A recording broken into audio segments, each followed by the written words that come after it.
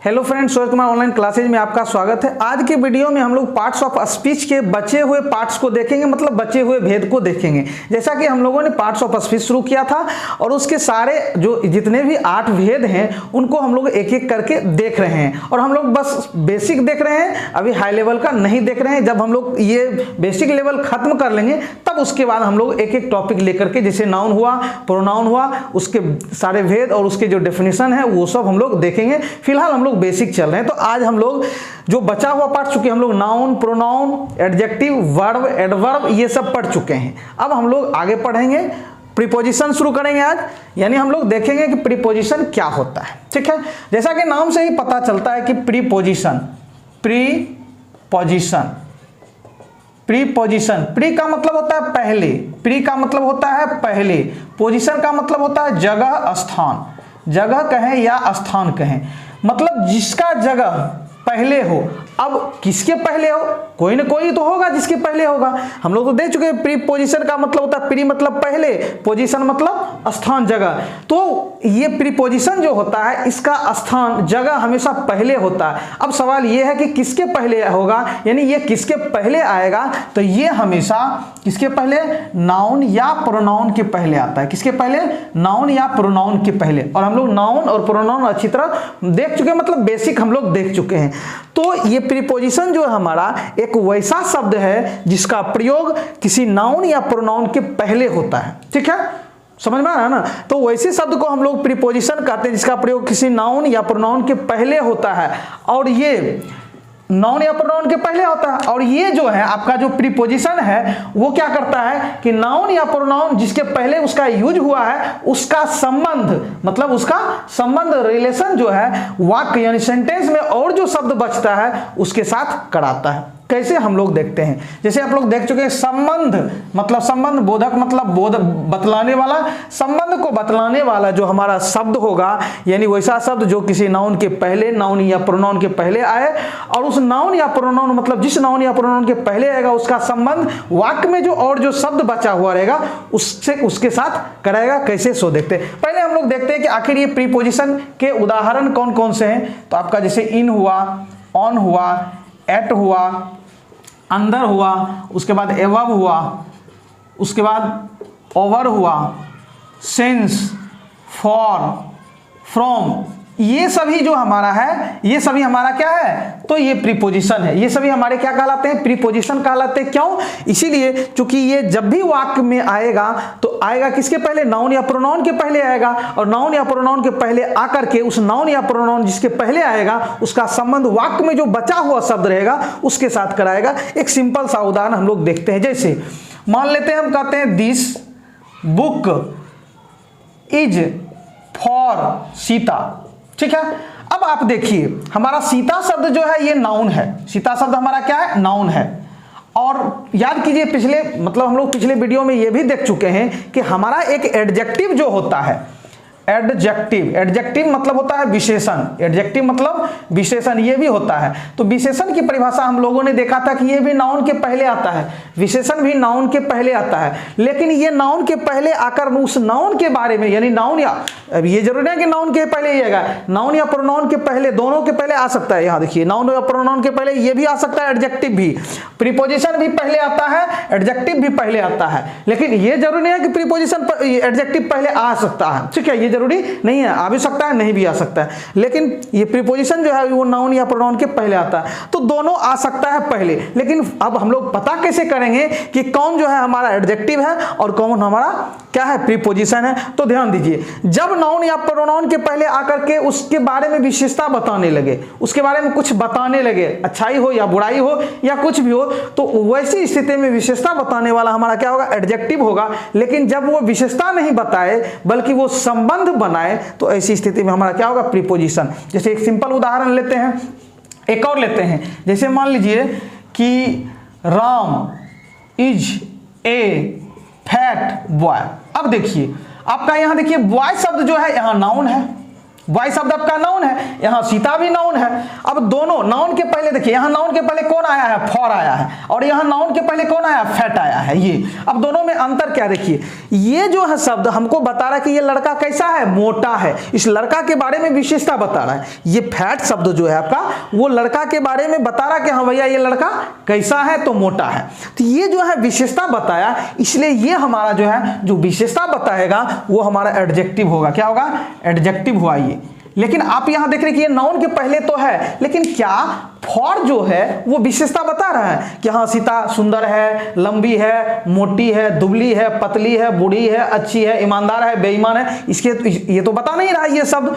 तो यानी ये विशेषता नहीं बता रहा है। ये क्या कह रहा है, ये क्या कह रहा है कि इस नाउन यानी जिसके पहले ये आया है उसका संबंध इसके साथ यानी वाक्य के अन्य शब्दों के साथ करा रहा है कि हाँ भाई ये बुक जो है वो किसके लिए है, सीता के लिए है। अगर यहां से ये हटा दें तो फिर यहां क्या हो जाएगा हमारा sentence, this book is Sita, यह किताब सीता है, मतलब इसका कोई अर्थ नहीं निकलेगा। लेकिन जब हम लोग फॉर कह देंगे तो इसका मतलब है कि ये फॉर शब्द जो है इस सीता का संबंध इस बुक से करा रहा है। किससे करा रहा है, इस बुक से करा रहा है कि ये बुक जो है किसके लिए है, तो सीता के लिए। तो क्लियर है।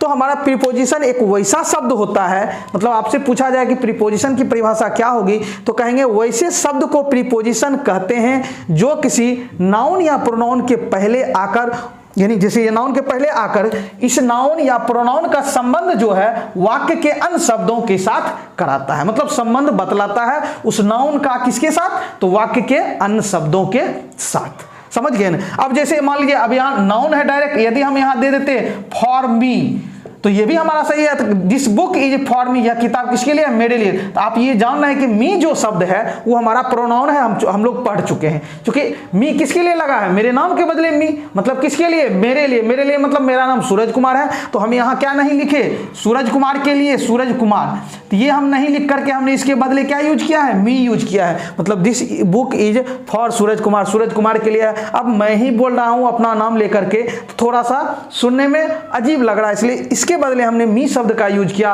और हम लोग जानते हैं कि जब नाउन के बदले कोई शब्द यूज करते हैं तो वो हमारा प्रोनाउन होता है। देखिए प्रोनाउन के पहले भी आ सकता है या अभी तुरंत इसके पहले देखें नाउन के पहले भी आ सकता है। तो प्रीपोजिशन जो है वो क्या होता है, नाउन के पहले आकर उस नाउन का संबंध बतलाता है, जबकि एडजेक्टिव जो है नाउन के पहले आकर उसके बारे में बतलाता है। क्लियर है, समझ गए ना।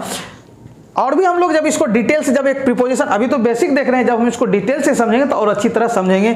यानी प्रीपोजिशन में हमारा in, on, at, under, above, over, अब ये इतना ही नहीं है प्रीपोजिशन, और भी बहुत सारा है। तो हम लोग उसको देखेंगे एक एक करके कि इनका प्रयोग कहाँ करेंगे, ऑन का प्रयोग कहाँ करेंगे, एट का प्रयोग कहाँ, अंदर का प्रयोग कहाँ, एबव का प्रयोग कहाँ, तो ये सब हम लोग अच्छी तरह समझेंगे। लेकिन फिलहाल चूंकि हम लोग अभी बेसिक देख रहे हैं तो हम लोग बेसिक ही देखेंगे, लेवल हाई नहीं करेंगे, नहीं तो दिक्कत हो जाएगा। ठीक है, चलिए। तो आपसे पूछा जाए प्रीपोजिशन तो कहेंगे वैसे शब्द को हम लोग क्या कहते हैं, प्रीपोजिशन कहते हैं, जो किसी नाउन या प्रोनाउन के पहले आकर उस नाउन या प्रोनाउन का संबंध वाक्य के अन्य शब्दों के साथ कराता है। इसलिए इसका नाम पड़ा संबंध बोधक। संबंध का मतलब संबंध, रिलेशन, बोधक का मतलब बतलाने वाला। ठीक है, आगे हम लोग बढ़ते हैं, अगले टॉपिक को हम लोग देखते हैं।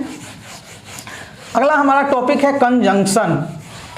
ठीक है, हमारा टॉपिक है कंजंक्शन, CONJU, कंजंक्शन, जिसको हम लोग कहते हैं संयोजक। क्या कहते हैं, संयोजक, या इसी को हम लोग कहते हैं समुच्चय बोधक, समुच्चय बोधक अव्यय। ठीक है, समुच्चय बोधक अव्यय। हिंदी पर हम लोगों को नहीं जाना है क्योंकि हिंदी उसका अटपटांग होता है। अब हम लोग समझेंगे कंजंक्शन का मतलब क्या होता है। कंजंक्शन का मतलब होता है जोड़ने वाला। कंजंक्शन का मतलब होता है जोड़ने वाला। आप लोग जंक्शन जानते हैं, जंक्शन जो होता है, रेलवे जंक्शन जो होता है वो क्या करता है, बहुत सारे रेलवे ट्रैक को जोड़ता है, एक जगह जोड़ता है। तो ये कंजंक्शन जो है इसको हम लोग, इसका हिंदी यदि हम लोग बनाए तो इसका मतलब है जोड़ने वाला। अब ये जोड़ने वाला किसको किसको जोड़ेगा, तो दो चीजों को जोड़ सकता है। अब कंजंक्शन का मतलब है जोड़ने वाला, ये शब्द जो है वो जोड़ने वाला शब्द कहलाता है, जोड़ने वाला शब्द होता है। तो कंजंक्शन हमारा कहीं ना कहीं जोड़ने वाला शब्द। अब किसको जोड़ने वाला, तो दो शब्दों को जोड़ने वाला, दो शब्दों को जोड़ने वाला, या दो वाक्यों को जोड़ने वाला, दो वाक्यों को जोड़ने वाला, वाक्यों को जोड़ने वाला, दो वाक्यों को जोड़ने वाला। ठीक है। मतलब वैसे शब्द को हम लोग कंजंक्शन कहते हैं जो या तो दो शब्दों को जोड़ता है, शब्द मतलब हम लोग समझते हैं, या दो वाक्यों को जोड़ता है। तो वैसे शब्द को हम लोग क्या कहते हैं, इंग्लिश ग्रामर की भाषा में कंजंक्शन कहते हैं, जो या तो दो शब्दों को जोड़ता है या दो वाक्यों को जोड़ता है। अब हम लोग उदाहरण देखते हैं कि आखिर ये कैसे दो शब्दों और दो वाक्यों को जोड़ता है। अब जैसे मान लीजिए सिंपल उदाहरण हम लेते हैं, राम और श्याम के बारे में हमको बतलाना है कि यहाँ दो लड़का है, राम श्याम, और इसके बारे में बताना कि हाँ ये दोनों स्टूडेंट्स हैं। क्या है? स्टूडेंट्स हैं। मतलब इसके बारे में बताना है कि राम और श्याम स्टूडेंट्स हैं, मतलब दोनों स्टूडेंट्स हैं। अब चूंकि ये भी स्टूडेंट है और ये भी स्टूडेंट है, तो ये दो शब्द हुआ, एक शब्द ये, एक शब्द ये। अब इसको जोड़ने के लिए हम कहीं ना कहीं कोई शब्द यूज करेंगे। तो क्या करेंगे, हम लोग कहेंगे कि राम एंड श्याम, राम एंड श्याम, राम और श्याम आर हैं, क्या हैं? स्टूडेंट्स, राम और श्याम। तो कहने का मतलब इस शब्द और इस शब्द को जोड़ने वाला कौन आया? एंड आया। क्या आया? एंड आया। तो चूंकि ये जो है ये एंड, इसको भी जोड़ा और इसको भी जोड़ा, दोनों को जोड़ा, इसलिए ये जो हमारा क्या हुआ, यहाँ कंजंक्शन का काम किया। इसलिए ये हमारा इंग्लिश ग्रामर की भाषा में क्या कहलाएगा? कंजंक्शन कहलाया, चूंकि इसने दो शब्दों को जोड़ने का काम किया। ठीक है। तो ये कितने शब्दों को? दो शब्दों को जोड़ने का काम किया, इसलिए ये हमारा एंड जो है वो हमारा क्या कहलाएगा? कंजंक्शन कहलाएगा। और भी देखते हैं, तो इसका उदाहरण हम लोग यदि देना चाहेंगे तो हमारा हो जाएगा, जैसे एंड हुआ, और होता है, बट होता है, और भी बहुत सारा होता है। ठीक है, तो वो हम लोग आगे देखेंगे। ठीक है, बिकॉज होता है, उसके बाद आपका सो होता है, ये सब हमारा क्या होता है? कंजंक्शन होता है। चूंकि ये क्या करेगा, या तो दो शब्दों को जोड़ेगा या दो वाक्यों को। तो अभी हम लोग चूंकि बेसिक चले तो बेसिक ही देखेंगे, जब इसको ब्रॉड लेवल पर देखेंगे तब आगे देखेंगे। फिलहाल हम लोग थोड़ा बहुत देखते हैं। चलिए अब एक दो उदाहरण और लेते हैं। जैसे हमने देखा कि एंड जो है दो शब्दों को जोड़ने का काम किया, इसलिए ये कंजंक्शन कहलाया। अब जैसे मान लेते हैं, हम कहते हैं कि सीता इज ए नर्स, उसके बाद हम कहें राम इज ए टीचर। अब मान लीजिए हमारे पास दो वाक्य हैं। कितने वाक्य हैं? दो सेंटेंस से दो वाक्य। पहले में तो हम लोगों ने देखा कि हाँ दो शब्दों को जोड़ सकता है, लेकिन अब यहां हम लोग देख रहे हैं दो वाक्य हैं। एक वाक्य ये है कि Sita is a nurse, Sita एक नर्स है, और दूसरा हमारा Ram is a teacher, Ram एक शिक्षक है। अब हम इसको दोनों को जोड़ना चाहते हैं, हम एक वाक्य बनाना चाहते हैं जोड़ करके। तो निश्चित है कि जब दो वाक्यों को जब हम एक वाक्य बनाएंगे तो हमको कहीं ना कहीं जोड़ने वाले की जरूरत पड़ेगी, और जोड़ने वाला हमारा क्या कहलाएगा? कंजंक्शन कहलाएगा। तो हम इसको ऐसे लिख सकते हैं कि Sita is a nurse, Sita एक नर्स है। क्योंकि दोनों दो पेशा है, तो सीता ये नर्स अलग है, तो इसलिए हम लोग लिख सकते हैं but Ram is a teacher. मतलब हम लोग इसको ऐसे लिख सकते हैं कि सीता एक नर्स है लेकिन राम एक टीचर। तो आप देखिए इस वाक्य को और इस वाक्य को जोड़ने के लिए कौन पहुंचा? बट। कंजंक्शन का काम किया, दो वाक्यों को जोड़ने का काम किया, इसीलिए हमारा क्या कहलाया? कंजंक्शन कहलाया। बट जो हमारा क्या है? कंजंक्शन है। और भी एक उदाहरण देख लेते हैं। जैसे हमने कहा कि राम और श्याम इज ए टीचर।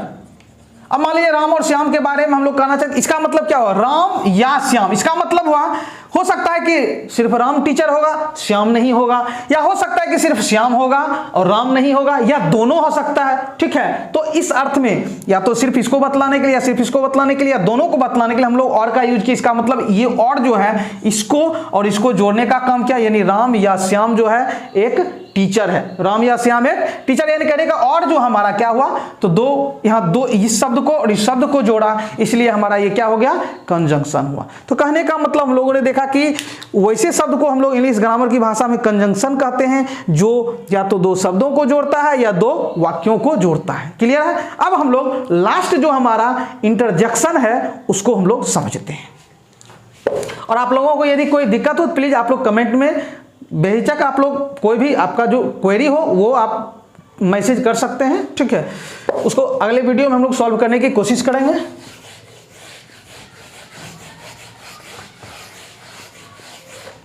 अब हम लोग लास्ट जो देखते हैं उसका नाम है इंटरजेक्शन। इंटरजेक्शन का मतलब होता है विस्मयादि बोधक अव्यय। इसको यदि हम लोग तोड़ने की कोशिश करेंगे तो ये विस्मय से बना है। विस्मय ये किससे बना है? विस्मय, विस्मय, विस्मय का मतलब होता है आश्चर्य, विस्मय का मतलब होता है आश्चर्य। अचंभा क्या होता है, आश्चर्य कहिए या अचंभा कहते हैं, ठीक है, समझ रहे हैं ना।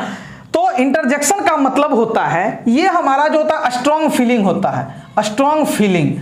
स्ट्रॉन्ग फीलिंग का मतलब कि हमारे सामने कुछ वैसा सिचुएशन आता है जिसके कारण हमारे मुंह से एकाएक, अचानक, अकस्मात क्या होता है कि मान लीजिए कि हो सकता है कि किसी के बारे में प्रशंसा कर देते हैं, अचानक कुछ वैसा काम करता है जो हम लोग क्या करते हैं, अचानक प्रशंसा करते हैं। या हो सकता है कि हम लोग कुछ वैसे जानवर को देख लेते हैं जो आज तक नहीं देखे हैं, आश्चर्यचकित हो जाते हैं, तो मुंह से क्या हो जाता है, उसके लिए एक कोई वाक्य निकल जाता है। तो अब हम लोग आखिर इंटरजेक्शन कहेंगे किसको, मतलब इसके रूप में, इंटरजेक्शन के रूप में कौन कौन सा शब्द आ सकता है वो देखेंगे। ये हम लोग समझ गए कि ये स्ट्रॉन्ग फीलिंग है, अचानक होता है। जैसे मान लीजिए हम गए कहीं घूमने, ठीक है, और वहां हमको एक कोई मान लीजिए वैसा दृश्य देख लिए जो कि आज तक नहीं देखे हैं, तो क्या कहेंगे, wow what a great scene, मतलब वाओ, मतलब हम लोग आश्चर्यचकित होकर के बोल रहे हैं। अब ऐसा तो नहीं है कि हम लोग पहले सोचे हुए थे कि हाँ भाई वहां जाएंगे सीन के पास, और ज्यों ही हमारे सामने वो सीन आएगा तो ये अपने मन से निकाल देंगे। ये तो पहले उसके बारे में नहीं सोचे हुए थे, लेकिन ज्यों ही उस सीन के पास गए तो वो हम लोगों को क्या लगा, मान लीजिए आश्चर्यचकित लगा, अचंभा लगा, तो एकाएक मुंह से निकल गया कि wow wow what a great scene. तो यहां हमने ये वाऊ का जो प्रयोग किया है, ये किसके लिए किया है, तो आश्चर्य में हमने यूज किया वाऊ, यानी किसके लिए किया है, आश्चर्य के लिए। इसलिए ये वाऊ शब्द जो है हमारा क्या कहलाएगा, यही हमारा क्या कहलाता है, इंटरजेक्शन कहलाता है, क्योंकि इससे विस्मय का बोध होता है, आश्चर्य का बोध होता है। ठीक है, और भी हो सकता है, जैसे हमने कहा ओह माई कैट इज डेड, मतलब ओह। अब ये ओह जो, अब मान लीजिए मेरी बिल्ली मर गई, तो अब उस खुशी तो नहीं होगी उस समय। यदि हम बिल्ली मेरी है और बिल्ली से यदि हम प्यार करते हैं, तो बिल्ली अब वो मर गई तो निश्चित है कि क्या होगा, हम लोगों को दुख तो होगा। तो हम लोग एकाएक दुख में क्या किए, oh my cat is dead, मेरी बिल्ली क्या हो गई, मर गई। मतलब ये जो हमारा शब्द है ये दुख में निकाला गया शब्द। ऐसा तो नहीं है कि मन में सोचे हुए थे हाँ कि जो ही बिल्ली मरेगी तो हम ये शब्द निकालेंगे, नहीं, ये अचानक निकला, ये स्ट्रॉन्ग फीलिंग है। क्लियर है, आगे बढ़ते हैं। तो हमारा ओह ये जो दुख के लिए, और वाऊ जो हमारा ये खुशी के लिए, तो ये हमारा हो गया, ठीक है, खुशी के लिए। तो ये हमारा दोनों हमारा क्या हो गया, इंटरजेक्शन हो गया। और भी है हमारा, जब मान लेते हैं और भी उदाहरण है। मान लीजिए हम मैच खेल रहे थे, क्रिकेट मैच खेल रहे थे फील्ड में, और मैच हम जो है एकाएक जीत गए। तो एकाएक मुंह से क्या निकल गया, मान लीजिए hurrah, hurrah we have won the match, मतलब खुशी से झूम उठे, खुशी से, यानी खुशी से झूम उठे, और हमने ये शब्द निकाला कि hurrah we have won the match, हम लोगों ने मैच जीत लिया। ब्रेव हो, जैसे हमने मान लीजिए ब्रेव हो, मतलब हमने मान लीजिए कि कोई वैसा काम किया, ठीक है, कोई वैसा काम किया, तो ब्रेवो मतलब उसको कहे शाबाश, ब्रेवो का मतलब हुआ शाबाश। तो इसका मतलब आपने उसको क्या दी, प्रशंसा किए, शाबाशी दिए, इसलिए ये भी हमारा क्या कहलाएगा, तो इंटरजेक्शन कहलाएगा। तो आपका हुर्रा हो गया, ब्रेवो हो गया, ओह दुख में, उसके बाद आगे है मान लीजिए, अब किसी को मान लीजिए कोई चीज आपका फाई फाई कहे, फाई फाई का मतलब हुआ छी छी, फाई फाई का मतलब होता है छी छी। आपको कुछ वैसा चीज दिखा जो कि आपको मतलब आप घृणा आ गया उस पर, तो आप कहते हैं छी छी कितना गंदा आदमी है, ठीक है, छी छी कितना गंदा आदमी है, या कितना गंदा जगह है। तो इसका मतलब ये शब्द आपने निकाला किसमें, घृणा में निकाला, तो इसलिए ये भी हमारा क्या होगा, इंटरजेक्शन होगा। समझ गए ना, कोई दिक्कत। तो कहने का मतलब इंटरजेक्शन आपसे जब पूछा जाए तो कहेंगे कि इंटरजेक्शन से क्या चीज का बोध होता है। तो हम लोग तो देख चुके हैं कि स्ट्रॉन्ग फीलिंग, अचानक अकस्मात ये निकलेगा, ऐसा नहीं है कि वो हम लोग पहले से सोचेंगे, सो नहीं।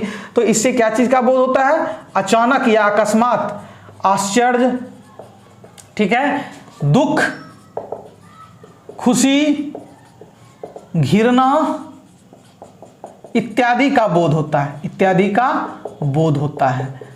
तो वैसे शब्द को हम लोग ग्रामर, इंग्लिश ग्रामर की भाषा में इंटरजेक्शन कहते हैं, जिससे अचानक आश्चर्य या अकस्मात आश्चर्य, दुख, खुशी, घृणा इत्यादि का बोध होता है। जैसे हम लोगों ने देखा ब्रेवो हो गया आपका, ब्रेवो मतलब शाबाश या प्रशंसा, यहाँ और भी हो सकता है। अब इत्यादि का मतलब ये नहीं कि सिर्फ इतना तक, प्रशंसा भी हो सकता है, प्रशंसा इत्यादि, ठीक है। तो ये इन सबों का बोध होता है और ये अचानक होता है, ऐसा नहीं कि हम उसके बारे में पहले सोचते हैं। और याद रखना है कि इंटरजेक्शन शब्द जो होगा उसके बाद में, यानी वो हमेशा किसके साथ आएगा, इंटरजेक्शन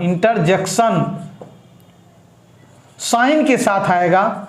विस्मयादि बोधक चिन्ह जो कि किस तरह होता है, इस तरह होता है। जैसे हम लोगों ने लिखा ब्रेवो, तो ब्रेवो के तुरंत बाद हमको इंटरजेक्शन साइन देना पड़ेगा, विस्मयादि बोधक चिन्ह देना पड़ेगा। जैसे वाऊ, इसके बाद भी हमको देना पड़ेगा ओह, आह, ओह, ये, ठीक है। अब मान लीजिए किसी का ध्यान आकर्षित करना है तो कहते हैं हेलो।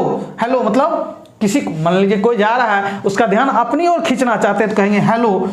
इसका मतलब ये भी हमारा क्या हो गया, इंटरजेक्शन हो गया, ठीक है। समझ गए ना, कोई दिक्कत? तो ये सभी हमारे जो है इंटरजेक्शन के शब्द हैं। तो हम लोगों ने पार्ट्स ऑफ स्पीच के अंतर्गत जो 8 भेद थे उसके बेसिक को हम लोगों ने समझने का प्रयास किया। अब हम लोग करेंगे क्या कि जो 8 भेद थे, 8 पार्ट्स जो थे, उसको 1 बाय 1 डिटेल में पढ़ने की कोशिश करेंगे। तो मिलते हैं अगले वीडियो में।